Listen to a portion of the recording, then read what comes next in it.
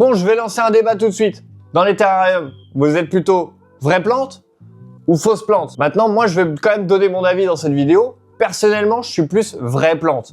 Mais à quelques exceptions près. Déjà, moi, je préfère les vraies plantes puisque ça garde l'humidité pour les terrariums. Moi, je suis très fan des terrariums tropicaux. Donc, bien évidemment, que je vais te parler de naturel. Par contre, par exemple, pour des bacs de quarantaine, des bacs où tu as des juvéniles qui sont en cours de développement, des fois, le plastique, c'est plus facile pour une question d'hygiène. Le nettoyage et tout, c'est plus pratique. Et surtout, là où je vais conseiller moi-même du plastique, c'est pour les serpents, les gars.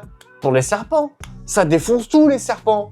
Un serpent des blés, il va aller chercher l'humidité où? Au pied des plantes, il va s'enterrer, il va aller en dessous, il va tout déterrer, ta plante, elle va avoir les racines à l'air, elle va finir par crever. Tu prends un python ou un boa, le problème c'est que dès qu'il va passer sur la plante, ça va finir en crêpe. Donc sincèrement, pour les serpents, personnellement, je conseille quand même plus de plastique que de vraies plantes. Maintenant, je dis pas, il y a sûrement des espèces de serpents qui vont aimer le naturel.